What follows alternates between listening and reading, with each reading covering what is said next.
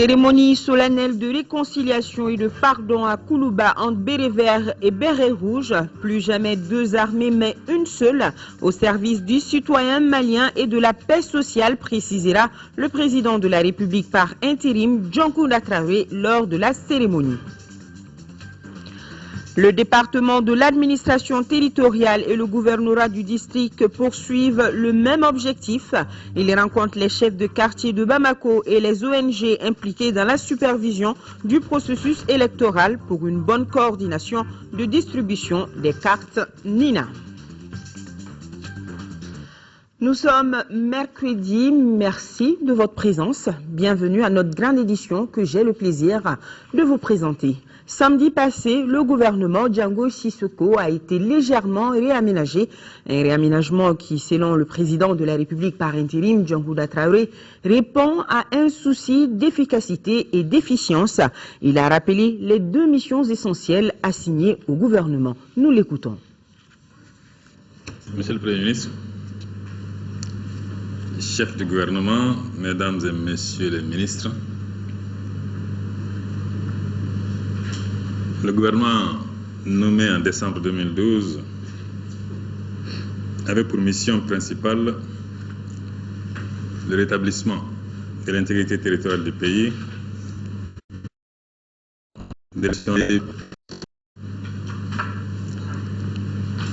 Cela fait 6 mois qu'avec à sa tête le Premier ministre Django Sissoko, dont je salue le dévouement et la rigueur, ce gouvernement s'est attelé à ces deux missions. Aujourd'hui, des résultats ont été atteints dont vous pouvez être fiers. Le pays est libéré, l'intégrité territoriale est rétablie, l'accord préliminaire à l'élection présidentielle et au pourparlers inclusif de paix pour le Mali, signé à Ouagadougou le 18 juin 2013, ouvre la voie à un véritable dialogue inclusif et à la réconciliation nationale dans la justice et dans l'équité. C'est un grand pas dans la bonne direction. Et je vous félicite tous et toutes pour ce résultat qui rend possible désormais l'élection présidentielle sur l'ensemble du territoire. Le gouvernement s'est aussi totalement mobilisé pour la conférence internationale des donateurs tenue à Bruxelles le 15 mai dernier et au cours de laquelle divers bailleurs de fonds et partenaires du Mali ont décidé de mettre à la disposition de notre pays d'importants fonds pour faire face à l'urgence humanitaire et poser les jalons de la reconstruction du pays. S'agissant des opérations de sécurisation et de stabilisation du Nord, elles ont progressé dans les régions de Gao, Mopti, Tombouctou et Kidal. Ainsi, un chemin colossal a été parcouru pour sortir notre pays de la crise. Mais des défis de taille restent à relever avant la fin de la période de transition, dont celui de la bonne organisation du premier tour de l'élection présidentielle à la date du 28 juillet. Comme vous le savez, j'ai décidé de consulter les forces vives du pays au sujet du nord du Mali, bien sûr, et de l'élection présidentielle.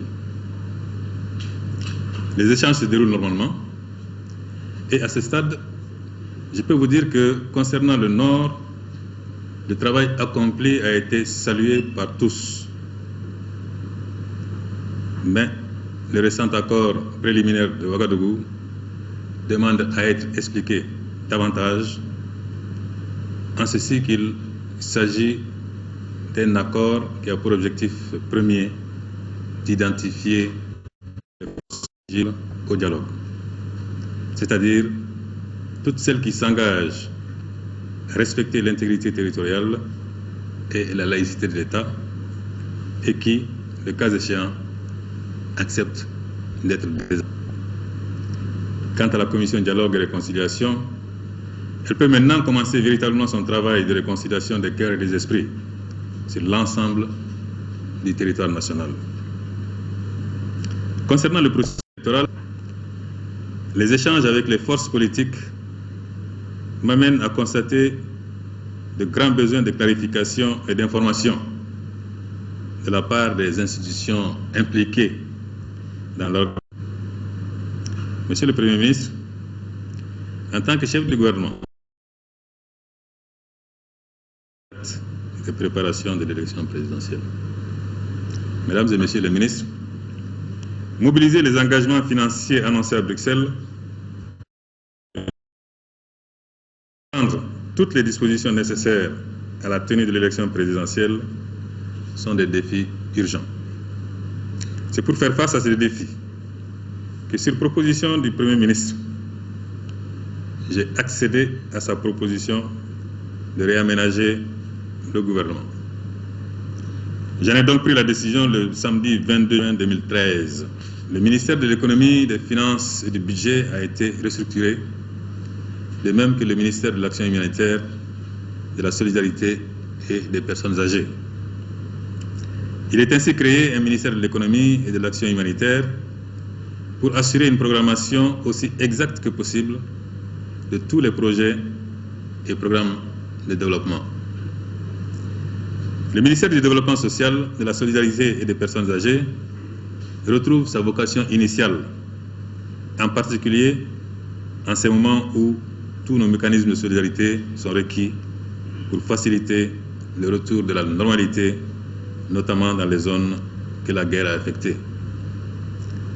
Même s'il a surpris plus d'un, ce réaménagement répond à un souci d'efficacité et d'efficience, autant de renforcement de la cohésion et la solidarité gouvernementale. J'attends alors du nouveau département de l'économie et de l'action humanitaire, ainsi que de celui des finances, un soutien décisif à la mission des acteurs chargés de sécuriser et de stabiliser le pays, d'une part, et d'organiser les élections, d'autre part. J'ai demandé au Premier ministre, qui recevait hier les ministres concernés par le réaménagement, d'examiner avec eux les mesures à mettre immédiatement en œuvre dans le cadre du programme gouvernemental et des urgences signalées. Le Premier ministre m'a fait le point de ces rencontres et je me réjouis de ce que les ministres concernés se soient engagés à jouer pleinement le rôle au sein de l'équipe gouvernementale et à s'investir sans réserve pour la réalisation des objectifs qui mobilisent toutes les énergies du gouvernement.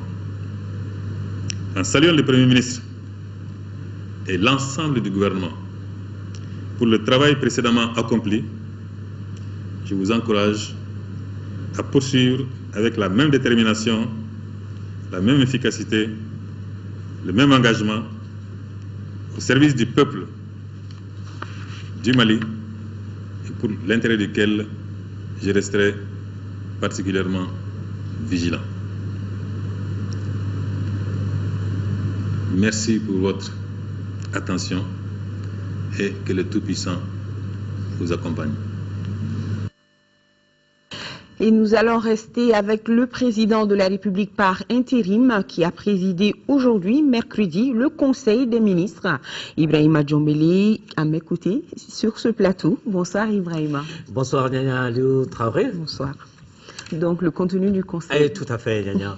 Et mesdames et messieurs, bonsoir. Au chapitre des mesures réglementaires. Et sur le rapport du ministre des Finances, le Conseil des ministres a adopté un projet de décret portant approbation du marché relatif aux travaux de reconversion à maîtrise totale de l'eau du casier Tchenkounou dans le cadre du projet d'appui au développement rural de Tchenkounou et Tamani Pader TKT l'eau numéro 2. Le projet d'appui au développement rural de Tchenkounou et Tamani Pader TKT a pour objectif global de contribuer au renforcement de la sécurité alimentaire du pays dans une perspective de gestion durable des ressources naturelles. Dans le cadre de la mise en œuvre du projet, il a été prévu de réaliser des travaux de reconversion à maîtrise totale de l'eau de 1271 hectares du casier de Tchenkounou Les travaux comportent la construction des réseaux d'irrigation comprenant des canaux primaires, secondaires et tertiaires, la construction des ouvrages hydrauliques, des réseaux d'irrigation et de drainage, l'aménagement parcellaire et la préparation des sols sur 1271 hectares, la construction d'une station d'exor en extrémité aval du collecteur. Le marché d'exécution des travaux soumis à l'approbation du Conseil des ministres est attribué après appel d'offres à l'entreprise COGEB International pour un montant de 7 milliards 62 millions de francs CFA environ et un délai d'exécution de 19 mois hors saison des pluies. Le financement est assuré par la Banque islamique de développement BID. Sur le rapport du ministre de la Défense et des anciens combattants, le Conseil des ministres a adopté un projet de décret portant institution d'une prime de risque au profit des personnels des forces armées. Le métier des armes comporte des risques susceptibles d'affecter l'intégrité physique ou morale des militaires. Cette réalité constitue le fondement des dispositions du statut général des militaires qui prévoit que les militaires peuvent bénéficier d'indemnités allouées en raison des risques encourus. Cependant, un état des lieux effectué au lendemain des événements de mars 2012 a révélé des disparités entre les différents corps de l'armée concernant le bénéfice des primes de risque. Le présent projet de décret portant institution d'une prime de risque au profit des personnels militaires des forces armées vise à corriger cette situation. Il accorde au personnel militaire une prime de risque dont le taux est uniformément fixé à 15% de la solde indiciaire. Sur le rapport du ministre de l'Équipement et des Transports, le Conseil des ministres a adopté un projet de décret fixant les catégories, les modalités de recouvrement et de répartition des redevances aéronautiques et météorologiques. Les prestations de services publics en matière d'aviation civile et de météorologie donnent lieu à un paiement de redevances appelées redevances aéronautiques et météorologiques. Les catégories et les modalités de recouvrement des redevances aéronautiques et météorologiques ont été fixées par un décret du 19 avril 2005, modifié en 2006 et en 2008, qui détermine également les structures chargées de leur perception. Avec la création de l'Agence nationale de la météorologie, Mali Météo, en 2012, il est apparu nécessaire de revoir le décret de 2005 afin de permettre à cette structure de percevoir les redevances dues pour prestation des services météorologiques et qui sont destinées à son fonctionnement. Le présent projet de décret est adopté dans ce cadre. Il abroge toutes les dispositions antérieures et précise les catégories de redevances aéronautiques et météorologiques, les modalités de recouvrement et leur affectation. Au chapitre des mesures individuelles, le Conseil des ministres a procédé aux nominations suivantes. Au titre du ministère de l'Économie et de l'Action humanitaire, secrétaire général, M. Abdoulaye Touré, inspecteur des finances. Conseiller technique, M. Brahima Sanogo, planificateur, M. Sidiki Traoré, inspecteur du Trésor. Directeur des finances et du matériel, M. Sadou Mahamadou Diallo, inspecteur des services économiques. Au titre du ministère des Affaires étrangères et de la coopération internationale, ambassadeur du Mali à Ouagadougou, M. Idrissa Koulibaly, inspecteur des services économiques. Consul général du Mali à Tamaracet, M. Sambou Mangane, administrateur civil. Au titre du ministère des Finances, secrétaire général, Mme Sidibé Zamilatou Sissé, inspecteur des services économiques. Chef de cabinet, M. Tchegoum Boubey Maïga, journaliste. Conseiller technique, M. Amadou Tougoula, inspecteur des douanes. M. Zoumana Bagayoko, inspecteur des douanes. M. Mathias Konaté, inspecteur des impôts. M. Ibrahima Traoré, inspecteur du Trésor. M. Cheikh Sidi Mouhamad Sek, inspecteur des services économiques. M. Oumar Ouagé, inspecteur des impôts, chargé des missions. M. Mahamadou Tolo, planificateur. M. Oumar Aïdara, sociologue. Mme Doukouré Dougoubar Kassila, inspecteur des services économiques. Directeur des finances et du matériel, M. Madi Baba Djakité, inspecteur des services économiques.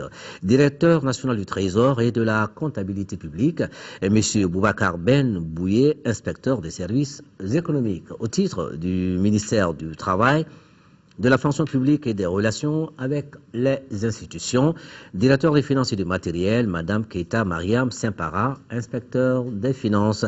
C'était là la lecture du Conseil des ministres de ce mercredi 26 juin 2013. Nyanya, à vous. Merci Ibrahima. Donc la suite de ce journal, toujours à Koulouba, cérémonie solennelle de réconciliation et de pardon entre Béret Vert et Béret Rouge. Occasion pour le chef de l'État de déclarer que toutes les personnes détenues dans le cadre des contentieux existants dans l'appareil militaire et sécuritaire retrouveront la liberté sans délai. Le point, c'est avec Mamari Koni.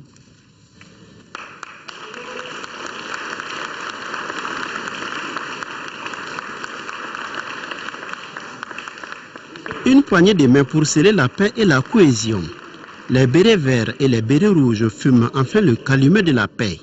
Cette cérémonie de réconciliation et de pardon met fin à la période de méfiance entre ces deux corps de notre armée. Je vous ai appelé pour que nous nous donnions la main.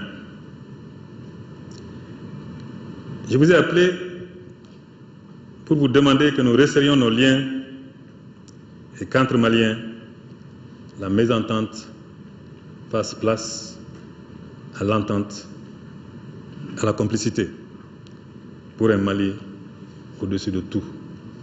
Un Mali plus grand que nous tous, un Mali plus grand que nous toutes. Cette cérémonie traduit, si besoin en était, l'attachement permanent et inconditionnel des autorités au bien-être et à la cohésion entre les différents corps de l'armée nationale. Il y a quelques mois, des incompréhensions et des divergences de points de vue délibérément amplifiés par certains, avaient opposé ceux qui, par le devoir et la fraternité d'armes, doivent demeurer ensemble comme un seul homme pour défendre la mère patrie. En ce jour, mercredi 26 juin de l'an 2013, nous, femmes et hommes en uniforme, sans exception aucune, dans le souci de rassurer le peuple que cela n'était qu'un incident de parcours, avons voulu, à la faveur de la présente cérémonie, souhaiter demander pardon à l'ensemble des Maliens. Un pardon sincère que nous adressons à l'ensemble du peuple, ainsi qu'à celui de toute autre personne affectée par ces événements malheureux survenus entre porteurs d'uniforme. Le président du comité militaire de suivi de la réforme des forces de défense et de sécurité a salué le président de la République par intérim pour son engagement et son souci de la stabilité sociale à travers la création de la commission dialogue et réconciliation. Avant l'uniforme, nous sommes des humains et nous commettons aussi des erreurs, mais pas de façon délibérée. Nous croyons aussi que la perfection est divine et osons croire qu'avec notre vaillant et chaleureux peuple de tradition, de paix, de pardon et surtout d'hospitalité à nos côtés, nos excuses seront acceptées. Il ne peut y avoir de réforme dans un secteur sans l'ensemble des acteurs. Nous en avons pleinement conscience et nous donnons l'assurance que ces divergences appartiendront désormais au passé. Selon le président de la commission dialogue et réconciliation, après l'accord obtenu à Ouagadougou, cette cérémonie est un autre signe annonciateur du retour définitif de la paix. Désormais, l'étiquette des bérets rouges et des bérets verts pour désigner nos braves soldats et rappeler les moments de graves incompréhensions qui ont temporairement émaillé leur parcours sont classés au chapitre des mauvais souvenirs.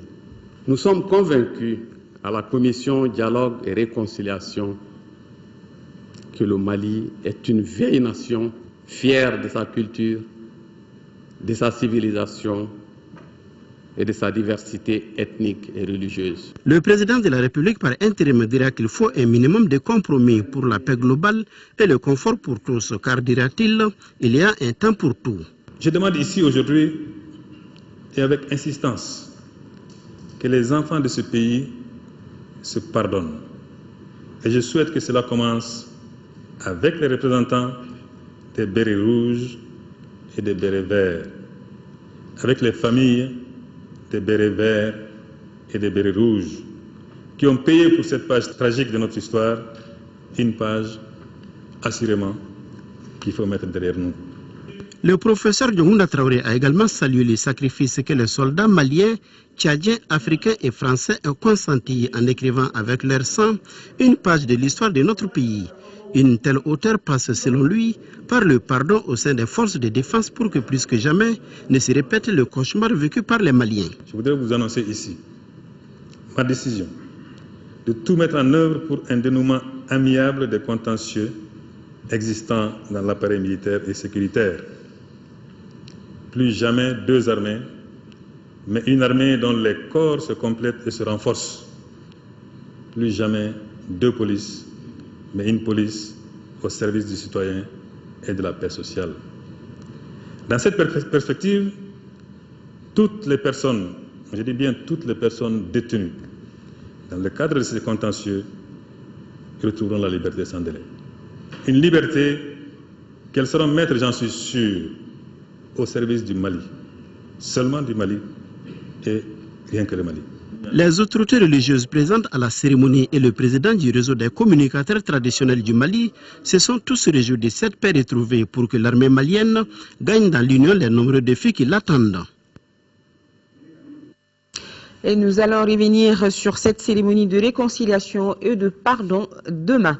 Ils saluent tous la signature de l'accord préliminaire de Ouagadougou. Mais en ce qui concerne la présidentielle du 28 juillet, ils ont fait part au président de la République de leur inquiétude. Ce sont les 6 responsables de partis politiques reçus hier par Djankouna Traoré dans le cadre de ses concertations avec la classe politique du pays. Amadou Sankaré. Au cours de cette audience, 2 sujets ont été évoqués. D'abord, la signature de l'accord préliminaire de Ouagadougou. Les 6 responsables de partis politiques ont bien accueilli le contenu du document. Ces accords qui viennent d'être signés, nous avons estimé que ces accords étaient une bonne chose. Nous avons même estimé que notre pays a aujourd'hui, en signant ces accords, annihilé certaines positions dans les fondamentaux des accords. Je pense que ça a été une bonne chose. Par rapport à l'accord de Ouaga, je pense qu'il y a eu des avancées notoires. Les missions assignées au gouvernement de transition, le président et son gouvernement, je pense que jusque-là, les faits de route ont été respectés. Sur les accords du Nord, donc au RPDM également, nous voudrons bien donc, que nous soyons vigilants. Donc, parce que les accords ont été signés, mais il faudrait que donc, le gouvernement soit vigilant pour que ces accords soient respectés strictement par les différentes parties. En ce qui concerne l'élection présidentielle du 28 juillet prochain, les partis politiques ont fait part au président de la République de leurs inquiétudes par rapport à l'organisation du scrutin à la date indiquée. Nous avons dit au président que ça fait des mois que nous crions haut et fort qu'il n'était pas opportun d'avoir les élections pendant l'hivernage d'une part, mais aussi au cours du mois de Ramadan. Je pense que le président a pris note, il a pris acte. Il nous a dit que c'est aux partis politiques de se mettre ensemble pour leur proposer, faire des propositions, et c'est ce que nous allons faire. Que compte tenu des difficultés logistiques sur le terrain, du fait que la majeure partie des Maliens n'auront pas leur carte d'électeur sans doute à temps, que les réfugiés qui ont été parmi les premiers qui pâtiront de cette crise ne permettent pas d'aller aux élections dans des conditions optimales, et que si d'aventure il y avait un supplément de problèmes qui militait en la faveur d'un report, honnêtement, nous préférons avoir des élections apaisées. Quant à la date des élections, nous avons quelques appréhensions et nous en avons fait part au président de la République. Les informations dont nous disposons vraiment ne nous permettent pas de penser que le 28 juillet soit une bonne date pour les prochaines élections. En tout cas, aujourd'hui, plusieurs candidats à cette présidentielle se sont déjà fait connaître et la date limite pour le dépôt des candidatures est fixée au 28 juin. Le Premier ministre a organisé hier soir un dîner à l'intention des participants du séminaire international d'échange d'expériences sur le contentieux électoral, occasion pour le chef du gouvernement d'échanger et de partager avec ses invités certaines préoccupations de l'heure dans notre pays. Il faut rappeler que le séminaire international d'échange d'expériences sur le contentieux électoral qui s'est achevé dans notre capitale reste une étape importante dans la préparation des élections générales de 2013. Voilà. Le Premier ministre, à l'intention des participants du séminaire international d'échange d'expériences sur le contentieux électoral. Et ce communiqué, le président de l'Assemblée nationale porte à la connaissance des honorables députés qu'une séance plénière de la session ordinaire en cours se tiendra le jeudi 27 juin 2013 et jour suivant, s'il y a lieu, à partir de 10h. Dans la salle de délibération, Modibo Keïta, le projet d'ordre du jour porte sur des questions orales adressées à Monsieur le ministre de l'administration territoriale et des collectivités locales, des délibérations sur les demandes de levée de l'immunité parlementaire, des délibérations sur des projets de loi intéressant la vie de la nation, des communications et la séance est publique. Et ce taux de communiqué, la salle de réunion du ministère des Maliens de l'extérieur et de l'intégration africaine a abrité mardi dernier la cérémonie de passation entre Maître Demba Traoré et Marempa Samoura. Les activités de la première conférence des parties à la convention de Bamako se poursuivent. Une convention qui date de 1991. Notons que la rencontre vise l'interdiction effective de l'importation en Afrique de déchets dangereux pour la santé. Il s'agit aussi de contrôler les mouvements transfrontaliers pour une bonne gestion des déchets produits en Afrique. Adama Kodjo, reportage. Avec l'organisation de cette conférence des parties, c'est un palier supplémentaire qui vient d'être franchi dans la lutte contre les déchets dangereux pour la santé. Premier du genre, cette conférence des parties est la concrétisation de la convention de Bamako qui est en vigueur depuis 1998. La convention a pour but d'interdire l'importation de tous les déchets dangereux et radioactifs vers le continent africain. Tout n'est pas un problème de se réunir, tout est par contre un problème d'être efficace sur le terrain pour mettre en œuvre les décisions politiques prises ici à Bamako. Si nous arrivons à faire cela, il va sans dire que nous verrons en Afrique et dans le monde les impacts de la Convention de Bamako. Pour la protection environnementale et humanitaire, la Suisse s'est dit engagée aux côtés des pays africains. C'est pourquoi Berne a accepté de financer la rencontre de Bamako. La Suisse s'engage pour la rapide entrée en vigueur de l'amendement en soutenant la ratification des pays en développement. La Suisse soutient aussi le processus global qui vise à améliorer les normes applicables aux pratiques de gestion des déchets dangereux, afin qu'elles soient mises en œuvre au niveau régional. Protéger la santé de nos populations et notre environnement, telle est la première composante de la Convention de Bamako sur l'interdiction d'importer en Afrique des déchets dangereux, le contrôle des mouvements transfrontaliers et la gestion des déchets dangereux produits en Afrique. Les autres composantes programmatiques n'en sont pas moins importantes. Une convention n'existe que par son application. La mondialisation et la croissance économique seront accompagnées, si nous nous prenons garde, d'une augmentation de la circulation des déchets dangereux, voire toxiques, ainsi que de leurs mouvements transfrontaliers avec des risques associés sur l'environnement et la santé humaine. Le Mali a signé et ratifié les conventions de Bâle et de Bamako portant sur les mouvements transfrontières de déchets dangereux.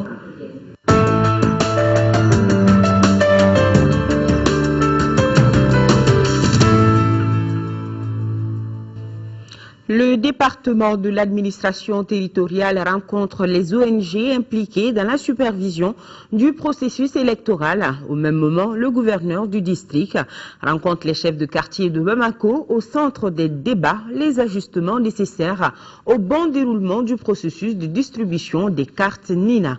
Aoussine Touré a suivi les débats, son compte rendu. Le gouverneur du district a exposé les différentes étapes du processus de distribution, les lieux de distribution et le nombre d'équipes de distribution pour chaque quartier.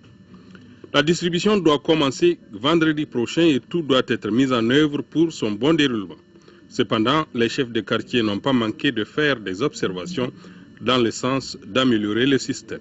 On a déterminé le nombre de points de récupération de ces cartes par commune.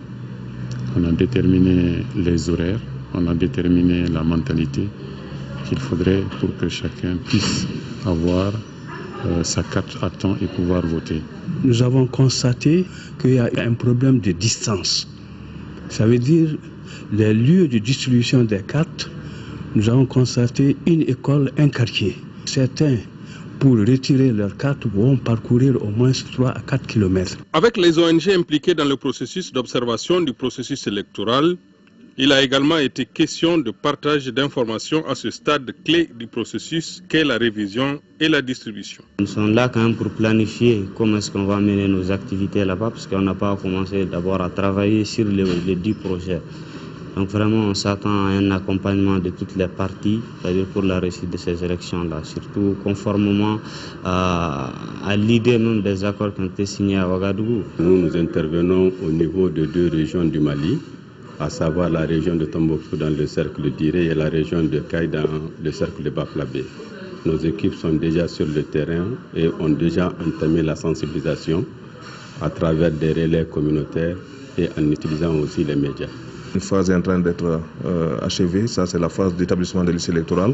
Et maintenant on va rentrer dans la phase active de distribution des cartes NINA et pour un accompagnement bénéfique des organisations de la société civile qui ont bénéficié de ce financement. Donc le ministère a voulu leur donner les orientations et leurs attentes par rapport au travail qui doit se faire sur le terrain. Une trentaine d'associations vont bénéficier de l'appui du projet d'appui au processus électoral au Mali. Leur contribution ainsi que celle des chefs de quartier sera déterminante dans la réussite du processus électoral. Et le ministre de l'administration territoriale invite les représentants des partis politiques à la réunion de la commission de suivi du processus électoral prévu le jeudi 27 juin 2013 à 15 h au gouvernorat du district. L'ordre du jour portera sur l'état des préparatifs des élections. Je suis candidat et je suis prêt à gouverner. Ces propos sont du président du Congrès national d'initiative démocratique, SNID Faso Iriwaton.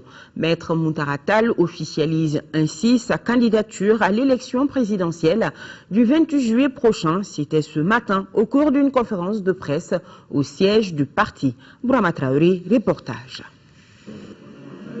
Le président du Congrès national d'initiative démocratique, Maître Muntaratal, rencontre la presse. Acte 1, annoncer officiellement sa candidature à la présidence de la République. Je suis candidat à la présidence de la République et j'ajoute, je suis prêt à gouverner. À tous ceux qui rêvent d'un autre Mali et qui ont connu des déceptions.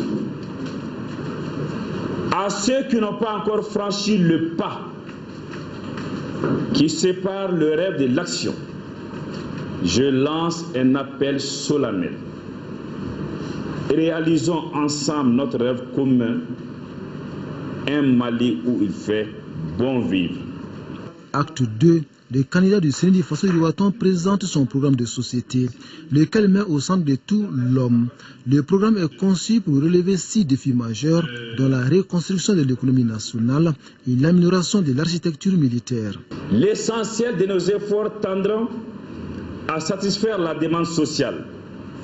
Ainsi, la santé, l'éducation, l'accès à l'eau, à l'électricité, au téléphone moins cher, à l'information, aux infrastructures pour le transport et l'habitat seront considérés comme les plus productifs des investissements. Pour le bien-être des Maliens, les candidats du SNID Faso Iriwaton croient à l'union dans la diversité, d'où le slogan « Rassemblons-nous pour construire un nouveau Mali » avec comme socle la transparence. Je vais dire quoi?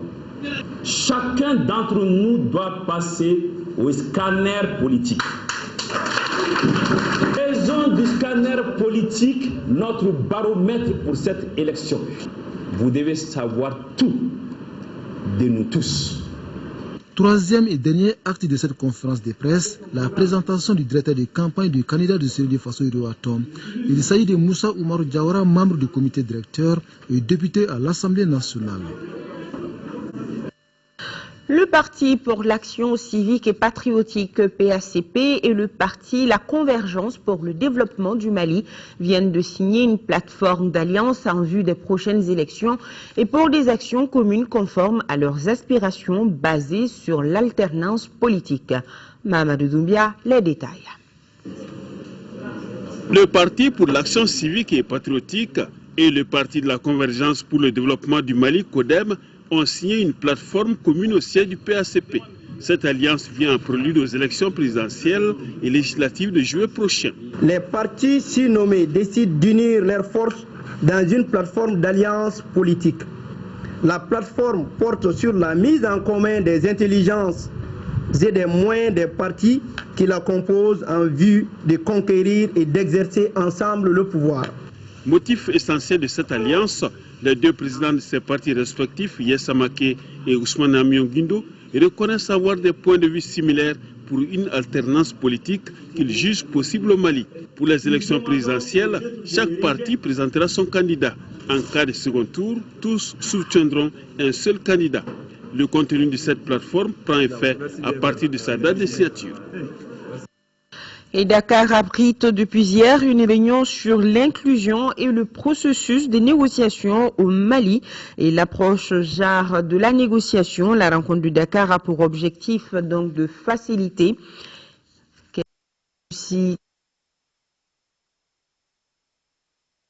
accomplir son devoir de citoyenneté en matière de vote. Cela se vérifie par l'affluence des hommes et des femmes dans les salles d'affichage des listes électorales. Chacun veut s'assurer que son nom figure sur la liste. C'est le cas de la commune urbaine de Gao où l'affluence est de taille avec ses 42 223 enrôlés au RAVEC. À ce jour, 172 radiations et 137 transferts ont été enregistrés. C'est ma deuxième fois de venir ici. Hier j'étais là, je n'ai pas trouvé, aujourd'hui je suis revenu encore. Dans la commune rurale de Gounzouré, l'affluence est surtout perceptible les mardis jours de foire. Mais à notre passage ce mercredi matin, les personnes n'étaient pas au rendez-vous. Constat majeur, 216 radiations et 11 transferts sur 13 223 enrôlés. À Gounzouré comme à Gao, les problèmes restent identiques. Au moment du RAVEC, on a fait comprendre à certains que même si tu es enrôlé par exemple à Bamako, ton nom va apparaître par exemple à Wabaria si tu le signales à l'agent. Les difficultés, on n'en a pas assez, excepté des gens qui se sont enrôlés, mais qui, à leur grande surprise, ils ne voient pas leur nom sur les fiches. Je crois qu'on ne vient pas voir son nom pour le voir. On vient le voir pour se mettre en bonne position et d'accomplir son devoir civique. La prochaine étape consiste au retrait des cartes Nina qui débute en principe le 28 juin 2013. Tout le processus se déroule sous haute surveillance.